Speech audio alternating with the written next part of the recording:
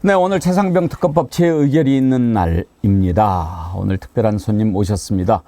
박정훈 대령 변호를 쭉 맡아오고 계신 김정민 변호사님 모셨습니다. 어서 오십시오. 예, 오늘 나와주셔서 감사합니다. 아유, 불러주셔서 감사합니다. 먼저 지난번에 그 공수처에서 조사를 할 때 네. 박정훈 대령님하고 김계한 사령관을 같이 불렀지 않습니까? 네. 저는 그날 우리 변호사님 하신 말씀이 참 와닿아가지고 제가 두 번이나 소개를 해드렸는데 진실을 구하면 마음이 편해진다. 그런 말씀 하셨잖아요. 네. 그래서 기대를 했는데 그날 같이 불렀기 때문에 대질신문이 있지 않을까 예상을 했거든요. 근데 네. 못했죠. 못했죠. 그 김기환 사령관이 뭐 대질 시키면 조사실에서 나가버리겠다. 이렇게까지 얘기를 하는 바람에 대질도 못했고 심지어 끝나고 나서 이제 그 공수처에서는 박 단장이 인사라도 하겠다고 한다. 근데 그것도 안 받겠다고 했고요. 그래서 따로따로 나왔죠. 박 대령은 대질신문 한다면 할 용의가 있다 당연하죠. 이렇게 얘기했습니까? 계속 그걸 준비하고 있었으니까요. 예. 당연히 대질을 원했고 또 끝나고 나서도 언제든 또 잡아주면 우리는 뭐 응하겠다. 언제든 불러달라. 근데 이제 뭐 대질해야 될 필요성도 거의 사라지지 않았나. 글쎄요. 뭐 경로 원래 본인이 부인하지 않았습니까? 부인했었죠. 예. 심지어 제가 이제 수사 기록을 보면서 사람이 선을 넘으면 안 되는데 김기환 사령관이 선을 넘은 게 있어요. 뭐냐면 조사를 받으면서 이제 스트레이트 보도 나오고 나서 사회 조사를 받으면서 이런 얘기를 합니다. 박정훈 대령은 들었다는데 어떻게 된 거냐. 이러니까 김기환 사령관이 자기 항명죄를 벗어나기 위해서 지어내는 것 같다. 이 얘기는 하지 말았어야 되거든요. 그렇죠. 그거는 사람이라는 게 참 한 치 앞을 내다보지 못하는 건데 그게 이제 그 인격의 표현이다. 어쩔 수 없는 상황에서 거짓말도 하는 게 인간 아니겠습니까? 그래도 거짓말을 할 때 하더라도 지켜야 될 선은 있다. 기억이 안 난다 그럴 수도 있는 거고. 그러니까요. 더 재밌는 거는 그러자마자 그걸 그대로 구속영장에 군검사는 옮겨 적었습니다. 이 마치 그게 지어낸 진실인 것처럼. 양. 예. 자기들 평가로 쓰진 않았지만 그 뭐 해병대 사령관의 멘트를 옮겨 적은 것은 자기들도 같은 생각이라는 거 아니겠습니까? 그래서 제가 실질심사 때 그랬죠. 항명 사태는 8월 2일 날 나는데 7월 31일부터 그러면 항명할 준비를 했다는 거냐. 좀 생각 있으면 이게 말이 안 된다는 걸 모르는 거냐. 말이 안 되지 않습니까? 그렇죠. 그런데 그걸 김기환 사령관이 말했다고 득달같이 옮겨 적어주는. 예. 그래서 저는 진술 녹화를 봐야 그 진상을 알겠다. 예. 도대체 이게 김기환 사령관이 먼저 얘기한 건지 혹시 검찰이 그런 식으로 유도했는지. 물론 이제 그 조서에 대해서 김기환 사령관이 나와서 증정 성립을 인정했기 때문에 법적으로는 끝난 얘기지만 세상에 자기 부하를 망상가로 몰아가면서 특히나 자기 죄를 덮기 위해서 온갖 거짓말을 다 해대는 천하의 몹쓸 사람으로 만들었다는 거. 이게 지금 박정훈 대령이 이번에 공수처 가가지고 조사를 받고 나서 더 기가 찬 게 그겁니다. 이 사건을 가장 잘하는 두 사람을 꼽으라 그러면 해병대 사령관과 그 방첩부대장이에요. 그 부대 관할 방첩부대장은 속속들이 알고 또 보고도 했지 않겠습니까? 그게 자기들의 존재 이유인데 이번에 발각된 녹음 파일이라는 게 그 김기환 사령관과 그 방첩부대장의 녹음 파일이라는 거예요. 가장 잘하는 두 사람. 예.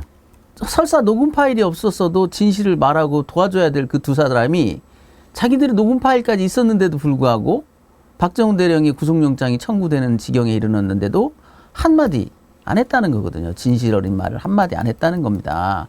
그 전까지 그렇게 셋이서 뭐 맥주도 수시로 마시면서 그 해병대 그 최상병 승직 직후에는 그 밤에 가장 셋이서 머리를 맞대고 어떻게 처리하는 게 옳은 거냐를 고민했던 그 세 사람이 단지 대통령의 그 진노 하나 때문에 경로 하나 때문에 서로 철천지 왼수가 되고 한 사람은 존재하지 않는 사람처럼 증발해버리는. 그렇지 않습니까? 두 사람이 얘기했고 증인이 있는 셈인데 증인은 증발했어요. 말한 사람은 거짓말하고요. 이게 우리 국가 해병대의 현 시점에서 벌어지는 참극이고요. 또 누구도 지적하지 않았지만 저는 그 방첩부대장에 대해서도 굉장히 문제가 있다. 왜냐하면 방첩부대 활동 자체도 다 세금으로 운영되는 겁니다. 그래서 확보된 정보라는 것은 국익을 위해서 누구에게나 공개적으로 사용할 수 있어야 되는데 이 사건은 지금 국가 안보와는 전혀 무관한 사건이에요.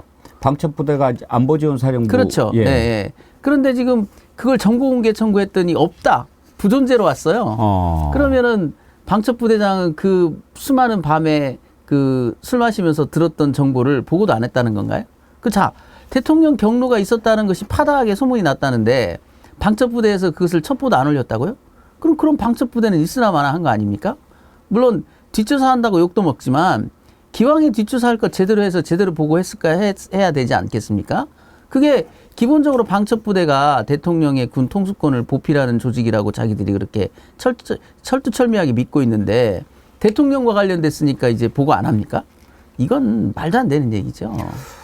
공수처에서 이제 조사받았던 내용을 구체적으로 얘기하시는 것은 부적절할 거니까 그걸 구체적으로 여쭤보지는 않겠지만 혹시 조사를 받으시면서 좀 제대로 하려고 하는 것 같네 그런 느낌은 드셨는지요? 그럼요. 일단 저희한테 직접적으로 정보를 제공한 건 없었습니다. 예. 아까 그 녹음 파일조차도 그걸 나중에서 알았어요.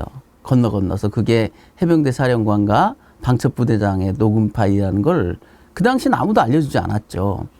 근데 제가 이제 제대로 수사하고 있다라는 느낌을 받은 게 뭐냐면 그 수사관들과 군검사가 이번에 군사법원에서 그 이종석 국방장관과 박진희 군사보좌관의 핸드폰을 통신조회했다라는 거에 대해서 굉장히 고무적이네요. 고무적이다. 자기들도 그 군사법원에서 받아들일 줄 몰랐다. 굉장히 의미 있는 조치였다라고 이렇게 하는 걸로 봐서는 그 부분에 대해서는 이미 공수처는 다 조사가 돼 있기 때문에 우리한테 말할 수 없지만 거기에 많은 정보가 있다는 걸 암시해 주는 거죠. 그리고 이번에 이제 문제됐던 그 녹음 파일 같은 경우도 굉장히 좀 지엽적인 거란 말이죠. 그런데도 그걸 찾아내서 그 녹음 파일의 의미에 대해서 분석한 다음에 질문을 하는 걸로 보면 공수처는 상당히 치밀하게 조사를 꾸준히 해왔다. 지금 공개된 정보가 일부인 것 뿐이지 뭐 어마어마한 정보를 가지고 있는 것으로 추정을 하고 있습니다. 그렇다면 만약에 공수처가 수사를 제대로 하는 것 같다고 한다면 윤석열 대통령이 그런 얘기하지 않았습니까? 공수처 결과 지켜보고 만약에 제대로 수사가 안 되거나 봐주게 하는 것 같으면 내가 먼저 특검하자라고 하겠다 그런 얘기를 했는데 그러면 공수처가 수사를 제대로 하면 특검을 안 하고 공수처에다 맡겨봐도 되겠다라는 그런 생각도 드십니까? 아니죠. 그들은 지켜보지 않죠. 벌써 지금 나오는 얘기가 그거 아닙니까? 검찰을 이용해서 공무상 비밀 누설죄로 수사를 하겠다. 공수처가 하는 것을 지켜보지 않습니다. 그 사람들이. 벌써 공수처장을 바꾸고 있고요. 바뀐 공수처장한테 수도 없는 그 감언이설로 지금 이 담당 부서의 수사에 대해서 흠집내기를 하고 있죠. 집권 여당에서도 그 PPT 했다는 그분이 얘기했지 않습니까? 부당한 정치적 목적을 가지고 일부 언론사와 결투하게 돼서 움직이고 있다. 조직의 사기를 저하시킨다. 말도 안 되는 얘기 아닙니까? 이건 국익과 관련된 매우 중대한 문제입니다. 중요한 건 공개된 정보가 허위냐, 진실이냐가 중요한 거지. 그것이 어떻게 공개되느냐가 뭐가 중요합니까? 대통령의 경로와 관련된 문제, 중대한 국기 위반과 관련된 문제인데 본 사람들은 다 얘기해야죠. 그렇지 않습니까? 여기에 지금 보호해야 될 그 공무상 비밀이 어디 있어요? 공무상 비밀이라는 것은 지켜주는데 가치가 있을 때만 지켜주는 겁니다. 자, 7월 30일 날 11시 45분에 통화한 게 보호해야 될 가치입니까? 그게 감춰지니까 대화 자체를 감추고 있고요. 이제 그게 공개가 되니까 대화 내용을 왜곡하려고 하고 있어요. 저들은. 이게 보호돼야 될 만한 가치가 있습니까? 그러니까 지금 변호사님 말씀은 공수처 수사는 수사대로 하고 특검은 특검대로 반드시 해야 된다. 그럼요. 저는 이게 예상을 해보면 오늘 이제 어떻게 될지는 모르겠습니다만은 특검이 그 조기에 개시가 되지 않으면 어떤 현상이 나오냐면 결국 공수처에 대한 전방위적 압박이 있을 거예요. 그렇다면 이거는 장애투쟁이 될 수밖에 없습니다. 특검은 헌정질서를 지키기 위한 반드시 필요한 절차라는 이유가 뭐냐면 이렇게 되면 국민들이 이제 길거리로 쏟아져야 돼요. 왜냐하면 벌써 감지되는 게 뭐냐면 일부 그 패거리들 있지 않습니까? 또 고발해줘요. 공수처의 그 수사팀을 공무상 비밀 누설로 고발해줍니다. 그럼 또 검찰은 또 득달같이 나서서 또 장인 코끼리 만듯 이 박대령에 대한 그 수사도 그랬어요. 연유 다 필요 없고 이첩 보류 지시한 거는 맞잖아. 이걸로 몰아붙이려고 했거든요. 예. 공수처도 마찬가지죠. 다 필요 없고 뭔가를 줬잖아. 기자들한테 뭔가를 줬잖아. 이것만 가지고 이제 때려잡겠다는 겁니다. 그런 심보가 뻔히 보이고 있어요. 그래서 이것은 특검이 통과되지 않으면 물론 국민적 감시에 의해서 공수처가 보호되면 모를까 그들은 절대로 물러서지 않을 거예요. 예. 분명히 공수처에 엄청난 압박을 가하고요. 실정법을 이용한 난도질이 있을 겁니다. 그렇다면 국민들은 그 저희를 간파하고 이제 나설 수밖에 없는 거 이제 법이 통용되지 않는 상황이 돼버립니다. 그렇게 되면. 왜냐하면 저들이 거대한 힘을 이용해가지고 거대한 불법을 노골적으로 저지른단 말이죠. 과거에 우리가 국민들이 그 광장으로 쏟아졌던 일들을 다 생각해 보세요. 전두환 시절에, 노태우 시절에, 그리고 그 4.19 부정선거 때 어땠습니까? 그들은 다 실정법을 교묘히 주장하면서 했던 거예요. 자, 그 호원선언도 있지 않습니까? 호원선언, 전두환이 했던 거. 당시 5공화국 헌법에 따르면 그럴싸하지 않습니까? 그런데 국민들은 그것을 불법이라고 정의했던 것이죠.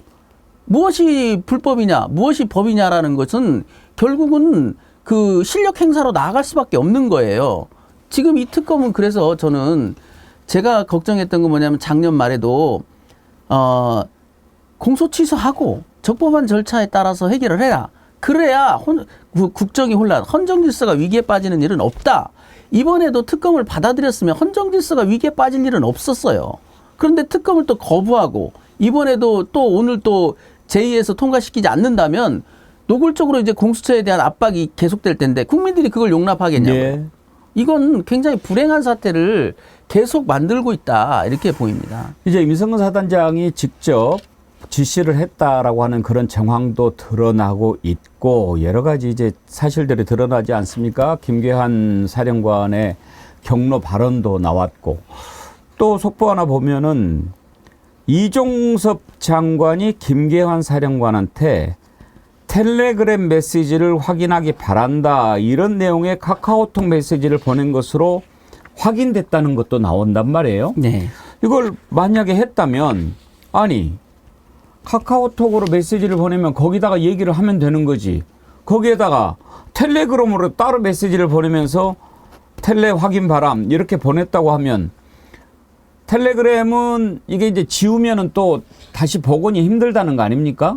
그렇죠. 그래서 그랬겠죠. 네. 그래서 무엇을 텔레그램에 남겼는지가 결국 안 남아 있는 네. 거거든요. 그래서 저는 오늘 이제 이런 생각을 해봤는데요. 이제 갑자기 그 최근 들어서 여당 의원이 뻔뻔스럽게 경로했다고 어쩌라고 이렇게 나오고 있지 않습니까? 예. 지금 뭐 이런 표현이 적절한지 모르지만 재밌는 기류 변화가 있어요. 뭐냐면 그 경로를 놓고 지금 암투가 벌어지고 있습니다. 우리가 알고 있는 경로는 이거예요. 시조일관 주장했던 게 그거 아닙니까? 이런 일로 사단장을 처벌하면 대한민국에서 누가 사단장을 한다는 말이냐. 그렇죠. 이게 경로예요, 경로. 그 오리지널 경로입니다. 이걸 지금 각색을 시작했어요. 어떻게 각색을 하려고 그러냐면 이런 일로 초급 간부를 처벌하면 대한민국에서 누가 직업군인을 한단 말이냐. 이렇게 지금 각색을 하려고 방향을 잡고 가고 있거든요. 준비를 하고 있군요. 네, 준비를 하고 있어요. 그래서 계속 지금 말하자면은 그걸 뿌리고 있습니다. 지금 여러 저기를 나와서 그래서 뭐 지금 보면 뭐 같이 빠졌는데 어떻게 그 사람들까지 처벌한다는 거냐라는 그런 황당무계한 얘기들을 지금 쏟아내고 있거든요. 그런데 이 방향 전환에 대해서 의외의 사람이 지금 상당히 짜증을 내고 있어요. 의외의 사람. 누굴까요? 그건 이제 나중에 밝혀지겠습니다만은. 군 쪽입니까? 용산 이 사건과 쪽입니까? 굉장히 관련이 있는 사람이죠. 예. 그 말을 처음 비슷한 말을 했다고 주장하는 사람들이 있습니다. 예. 왜냐하면 처음에 7월 30일 날 보고 당시에 초급 간부라는 용어가 쓰인 게 아니라 현장 통제 간부들 이들에 대한 그 처벌 문제에 대해서도 언급은 됐었거든요. 예. 그래서 이제 해병대 수사단에서는 안타까운 면은 있으나 그래도 현장 통제 임무를 제대로 수행하지 못했기 때문에 현 단계에서 이첩을 안 할 수는 없다. 이게 설명됐고 클리어됐던 문제거든요. 그런데 그 문제를 제기했던 사람들이 지금 말하자면은 이게 저작권을 뺏기게 생긴 그 상황이 벌어질 수도 있겠다. 지금 묘한 기류 변화가 있고요. 예, 그들 사이에 이제는 서로 살겠다고 어제 전우가 이제 오늘은 적이 되는 경로가 이제 그 부인할 수 없는 사실이 되자 이 경로를 둘러싼 그 아름다운 경로였냐 지저분한 경로였냐 누가 경로를 했느냐 도대체 그 경로한 이유는 뭐냐를 가지고 지금 치열한 그들 내부에 공방전이 벌어질 가능성이 있지 않느냐. 조심스럽게 그렇게 예측을 해봅니다. 지금 거기에 관한 나름대로의 좀 첩보도 있고요. 자, 제보도 변호사님 있고요. 법률가신데 이제 경로를 가지고 또 그렇게 각색하는 쪽도 나오고 경로가 무슨 죄냐 이런 말도 나오고 이제 이러는 거 보면 경로까지는 인정하자.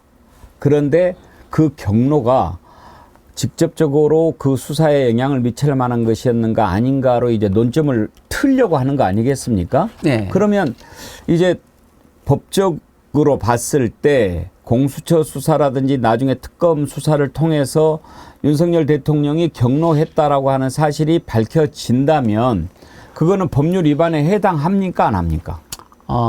경로가 무슨 죄냐? 그거에 대해서 저 참 답이 너무나 뻔뻔스러운 태도이기 때문에 답을 참 찾기가 어려웠는데요. 저는 이렇게 말하고 싶었어요. 화내면서 돈 뺏어가면 강도고요. 네. 화내면서 때리면 그건 폭행이고요. 그렇지 않습니까? 화를 왜 냈느냐가 중요한 거 아니겠습니까? 누구나 다 아는 얘기죠. 그리고 저는 그분들이 굉장히 법적 수단을 이용해 가지고 지금 왜곡을 하고 있는 상황이거든요. 그래서 저도 법적으로 한번 대답을 하고 싶어요. 그럼 본인이 자백을 하세요. 경로했다고. 지금은 그 부하들이 졸개들이 나와서 경로했다고 자백하는 겁니다. 이건 자백이 아니에요. 국민들 앞에 대통령이 내가 경로했노라. 그리고 자신 있으면 물어보세요. 무슨 죄가 되느냐. 자, 무슨 죄가 되느냐를 하자고 특검을 하겠다는 거 아닙니까? 지금 무슨 죄가 되는지 다 알잖아요. 증거를 모으기 위해서 특검하겠다는 겁니다. 죄가 안 된다면 9개월 동안 거짓말했을 이유도 없고요. 죄가 안 된다면 특검하겠다고 국민들이 이렇게 들고 일어날 리도 없는 겁니다. 그 뻔뻔한 대답이 국민들 가슴에 깊은 상처를 줄 거예요. 이 문제와 관련돼서 이 문제를 정확히 보고 있는 분들한테는 그 말 허탈한 9달 만에 나온 졸개들의 자백, 본인의 자백도 아닌 본인은 자백인지 아닌지 이상한 멘트를 한번 던지고요. 그 기자회견이라는 장에서 던지고 그러니까 그 졸개들이 나서서 우리 어르신이 경로 좀 했다고 어쩌라는 거냐 이렇게 나오고 있거든요. 굉장히 이건 봉건적인 근대 국가의 모습이 아닌 봉건적인 나라죠. 조선조 절대 군주제에서 군주는 무치, 군주는 아무 잘못을 할 수 없는 여기 위에 있잖아요. 예. 우리 한반도에도 저 위쪽에 있지 않습니까? 연상시키지 않습니까? 예. 이런 뻔뻔스러운 너무나 그 치사해서 뭐라고 말이 잘 안 나오는 경로에서 어쩌나 그게 죄가 되느냐? 야 너무 뻔뻔스럽지 않습니까? 그러게 말입니다. 뻔뻔스러워도 극치다. 그리고 그분들은요 이 사태가 이제 앞으로 어떻게 될지는 모르겠으나 자기 자식들한테 그 말을 했다는 것을 미리 좀 얘기해 놓으세요. 그러면 자식들이 그 몇 달 후에 평가해 줄 겁니다. 아버지 참 잘하셨어요. 할아버지 참 잘하셨어요. 아버지 참 옳은 말씀 하셨습니다. 아버지 용기 있는 말씀 하셨습니다. 이럴 것인지 예? 두고 봅시다. 많은 국민들은 지금 도대체 그러면 윤석열 대통령이 왜 임성근 사단장을 저렇게 구하려고 했을까 궁금해 하거든요. 그런 상황에서 어제 김종대 전 의원이 우리 프로그램에 나와서 그런 얘기를 했습니다. 8월 2일 날 잼버리 끝나고 윤석열 대통령이 저도에 휴가를 갔는데 거기에 임성근 사단장도 같이 합류했다는 그런 얘기가 있다. 그 정도로 가까운 사이인가 만약에 대통령 휴가 때 술 친구로 불러가지고 사단장이 같이 참석하고 할 정도면 그건 보통 사이가 아닌데 혹시 들은 얘기 있으십니까? 저도 그 얘기 들었습니다. 국방부 출입 기자들한테 국방부 고위 관계자가 전했다고 하더라고요. 그런 그 정보를. 근데 아직 확인된 바는 없고요. 근데 여기서 이제 한 가지 조금 거기에 대한 단초가 되는 게 뭐냐면 그 누구누구 수사 언동하면 안 됨이라는 그 멘트에 많은 것이 담겨 있습니다. 뭐냐면 이게 제가 추정하기는 7월 31일 날 11시 45분에 대통령이 화내는 요지였던 거예요. 요지. 너희들 이해람 중사 사건 이후로 수사권이 넘어갔는데 무슨 군에서 수사를 한다는 거야? 법 바뀐 것도 몰라? 당신들 지금 뭐 하는 거야? 아무것도 하지 마.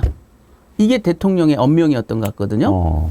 그런데 그 대통령의 엄명은 7월 31일 날 11시 45분경에 비로소 나온 얘기가 아닌 것 같아요. 왜냐하면 아무리 대통령이 경솔하다고 해도 그날 보고받고 그 자리에서 법적 판단을 하기는 어렵습니다. 법조인이라면. 정상적인 법조인이라면 적어도 그런 과격한 조치, 과격한 명령이 나갈 때는 어느 정도 점검을 해봤을 거예요. 이 시간이 필요하다는 거예요. 대통령이 왜 그렇게 자신 있게 얘기하느냐. 수사권도 없는 너희들 아무것도 하지 마. 수사라는 말도 하지 마. 누구누구 수사 언동하지 마라는 말 속에 그게 저는 이제 와서 보면 그게 대통령의 목소리였던 것 같거든요. 그걸 심어준 사람이 있을 거라는 거예요. 그 사람이 누구냐. 이걸 밝히는 게 상당히 이 특검에서도 필요하지 않느냐. 그래서 그 사람과 임성근 사단장과 대통령을 함께 봐야 되는 것이지 그냥 대통령과 임성근 사단장만 놓고 봐서는 답이 안 나올 수도 있습니다. 누가 대통령 가까이에서 그런 허무맹랑한 법리 오해를 심어줬느냐. 수사권이 명백히 있는데 변사사건이라는 조사권이 분명히 있고 그 변사사건 조사라는 건 수사의 일환입니다. 그래서 이번에 유재훈 법무관리관도 군사법정에 출석해서 물어봤어요. 그때 해병대 수사단에서 했던 것은 수사냐 조사냐? 수사입니다. 자, 수사권이 없는 그 월권행위를 했다는 것 당신이 조언한 거냐? 아니다.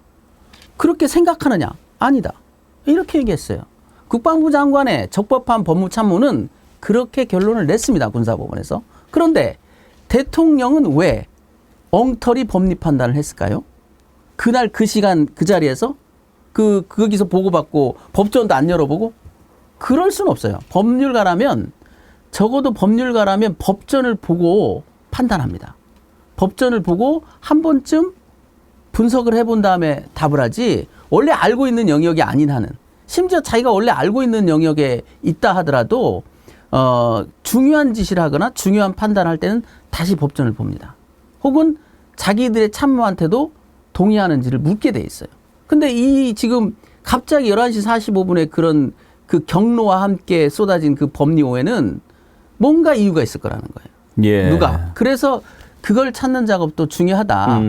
그리고 그게 있을 거라고 추정하기 때문에 저는 단순하지 않다는 거예요. 대통령이 그날 그 장소에서 법리 판단한 게 아니고 뭔가 사전 검토를 누군가 해서 그 검토 의견을 전달받은 같은 느낌이 있기 때문에 이건 단순한 경로가 아니라 불법적인 로비에 의해서 유도된 경로가 아닌가 그렇게 보고 있는 겁니다. 윤석열 대통령과 임성근 사단장과의 관계로 다시 좀 더 들어가가지고 그 정도로 지금 이제 얘기가 나올 정도로 가까운 사이가 된 게 어떤 인연이 있는 걸로 혹시 알고 계십니까? 그 전에부터 먼저 많은 사이였던 것 같습니까? 그 부분은 저는 그 정보가 제한되기 때문에 항명 사건의 기록만 봐서는 그게 나오지 않죠. 전혀 나오지 않습니다. 그러면은 지금까지 이렇게 쭉 들여다 보셨을 때 윤석열 대통령이 지난번 이태원 참사 때도 그렇지만 그런 인식, 잘못을 구체적으로 저지른 사람한테 따박따박 죄를 물어야 한다라고 하는 그런 것 때문에 야, 그런 걸 가지고 처벌하면은 대한민국의 사단장 할 사람이 얼마나 있어라는 차원에서 이루어진 것인지 아니면 임성근을 개인적으로 알고 저놈을 좀 키워줘야 되겠다. 나중에 사령관 감인데 날리면 안 돼. 이런 차원에서 했던 일인지 그 두 쪽에서 양쪽에서 본다면 어느 쪽에 더 가까운 것 같습니까? 전자는 아닙니다. 왜냐하면 지금 경로를 이제 포장하려고 들지 않습니까? 예. 그 말씀대로라면 전자라면 경로에 대해서 그렇게 말씀하셔야 돼요. 말하자면은 사단장이 인과관계가 없기 때문에 내가 브레이크를 걸어놓으라. 이렇게 자신 있게 얘기를 해야 돼요. 근데 지금에 와가지고는 그런 얘기는 안 한 것처럼. 그러면 임성근 네. 구학이다. 그렇게 해석할 수밖에 없지 않느냐. 왜냐하면 경로가 있었다고 치면 예. 이제 그 경로의 실체도 깨끗하게 인정을 하면 되는데 경로의 실체를 이제 인정하지 않고요. 뭔가 다른 이유 때문에 경로한 것처럼 포장하고 있거든요. 예. 그 얘기는 감추고자 하는 거죠. 차라리 맞아 내가 사단장 때문에 왜 중요 지휘자를 인과관계가 부족한 중요 지휘자를 이첩하려고 해서 내가 브레이크를 걸어놓으라. 자신 있게 얘기한다면 혹여 이해해 줄 수도 있겠죠. 대통령이 순수한 법리 판단 때문에 이렇게 브레이크를 걸었구나. 근데 지금 9개월 동안 그 거짓말 했고요. 이제 자백을 하는 마당에도 또 변명하고 있잖아요. 사단장 얘기는 안 했다. 그 장관도 사단장은 빼라고 안 했다. 아니, 사단장이 거론됐으면 그게 빼거나 뺄지를 검토하라는 얘기지. 그렇지 않습니까? 아무 이유 없이 사단장을 거론했을 리가 없지 않습니까? 초급 간부도 마찬가지예요. 만약에 자기들이 초급 간부들을 거기서 거론했다면 초급 간부들을 빼거나 뺄지 검토하라는 뜻이에요. 예. 그 자체도 명백히 직권남용입니다. 우리 애청자님 한 분께서요. 김정민 변호사님, 임성근 사단장 구하기 로비에 대해서 알고 계신 내용이 있다고 하셨는데 우리 정치 1번지에서 먼저 공개 좀 해주시면 안 될까요? 그거는 제가 이제 독자적인 정보가 있는 게 아니라서요. 다만 로비를 추정할 수 있는 우리 사건에 증거들이 있다. 뭐냐면 최초 지시. 그러니까 국방장관이 그 다급한 상황에서 최초 지시에 1사단장 휴가를 언급하고 있습니다. 그리고 국방부 대변인실에서도요. 8월 7일경에는 이런 얘기를 했어요. 기록만 넘겨야 되는데 혐의 사실을 적었다. 이 얘기는 모두에게 해당하는 얘기이기도 하지만 그렇죠. 모두에게 해당합니다. 왜냐하면 혐의 사실 적지 않으면 모두가 다 이첩 대상에서 빠지니까요. 그런데 속내는 누가 봐도 알 수 있지 않습니까? 그분들의 속내는 왜냐하면 그 전에 유사 사건들이 많았으나 아무런 관심이 없었어요. 이번 사건에만 관심을 가진 이유는 고위직이 이첩 대상자가 됐기 때문이다. 이런 점들로 보면 로비일 가능성이 매우 높다라고 추정을 하는 건데요. 예. 이제 로비에 관한 어떤 증거라는 것은 그 수사기관이 파악할 수 있는 것이지 지금 변호인이 파악할 수 있는 건 아닙니다. 그러니까 여러 가지 의심스러운 정황, 사전에 준비된 로비 같다라는 얘기, 그 다음에 그 로비에는 1사단장이 굉장히 중요한 이유가 됐다라는 정도. 이게 객관적 증거로서 제가 할 수 있는 얘기고요. 뭐 국민들 모두가 지금 시원하게 한 분의 이름을 지금 듣고 싶어 하시는 것 같은데요. 예. 그러나 뭐 저도 아니 무섭거나 이래서가 아니라 예. 증거가 그 부분에 대해서 없다. 아직은 증거로 명확하게 잡히는 게 있어야 되는데 V1은 아닌 것 같다라는 얘기를 할 수 있을 뿐이지 아직은 뭐라고 얘기하기는 곤란하지 않느냐. 알겠습니다. 오늘 아주 자세하게 다 말씀을 해주셔서 감사드리고요. 경력글이 많이 올라왔는데 좀 소개를 해드리겠습니다. 손수원님, 변호사님 끝까지 박대령님을 지켜주세요. 우리 국민들과 박대령을 꼭 지켜줍시다. 후대에 부끄럼 없는 선배들이 됩시다. 모두에게 부탁드립니다. 그런 글 보내주셨고요. 남자친구 상식이님, 김정민 변호사님 말씀을 듣고 보니 아무리 증거가 차고 넘친다고 해도 안심할 수가 없군요. 하지만 정의가 이긴다는 것을 믿고 끝까지 응원하겠습니다. 항상 수고에 감사드립니다. 매일 새롭게님, 김정민 변호사님 수고에 감사드리며 진실함을 응원합니다. 스발로프스키, 정의로우신 박정원 대령님, 몸 건강히 조금만 더 참고 견뎌주세요. 이런 걸 주셨습니다. 박정원 대령님 건강은 좋으신가요? 예, 좋은데요. 지금 아까 말씀드린 대로 김기한 사령관에 대한 그 배신감, 분노 때문에 상당히 요즘 힘들어하시고 계십니다. 그러시겠죠. 그 녹음 파일까지 갖고 있었으면서 자기 구속영장 청구될 때 그렇게 망상이라고 했다는 거에 대해서는 인간적 배신감이 심할 수밖에 없겠죠. 왜 그런 것 같습니까? 그 본인의 자리를 어떻게 해서든지 지키기 위해서 그런 것 같습니까? 아니면 김계환도 뭐가 두려워서 그러는 것 같습니까? 큰 문제는요, 사소한 오판을 합니다. 그 바둑에서 승부수라고 생각되면 고수들도 초보들도 안 하는 실수를 하거든요. 너무 장고 끝에. 그 장고 끝에 악수 둔다는 거예요. 제가 볼 때는 너무 많은 생각들, 용기는 없고 생각만 많은 거죠. 중요한 건 이 결정적인 중요한 결정과 선택은 용기로 하는 거지 그 머리로 하는 게 아닌 것 같아요. 제가 볼 때는 제 경험 속에서는 뭐 생각만 많고 용기는 없어요. 용기는 점점 사라져 버리고 생각만 너무 많다 보니까 아무도 안 하는 실수를 고수들이 한다니까요. 네. 그런 판단 잘못인 것 같다 이런 말씀이시죠. 예, 오늘 아주 긴 인터뷰 감사드리고요. 끝으로 최혜병 특검 관련해 가지고 쭉 지켜보셨고 또 이번에 박정훈 대령 변호를 맡으시는 그런 과정에서 최근에 신병들이 그냥 그 짧은 한 달도 안 되는 시간에 2명이나 그런 비극적인 일을 당하지 않았습니까? 다른 분들과 달리 이번 사건을 볼 때 좀 느낌이 다르실 것 같은데 어떤 생각이 드셨나요? 법과 원칙이 안 지켜지는 게 문제예요. 예. 이번에도 법과 원칙이 안 지켜졌기 때문에 이런 어마어마한 왜곡들이 일어나지 않습니까? 법과 원칙을 될 수 있으면 지켜야 되는데 자의적인 집행을 지휘를 한다고요.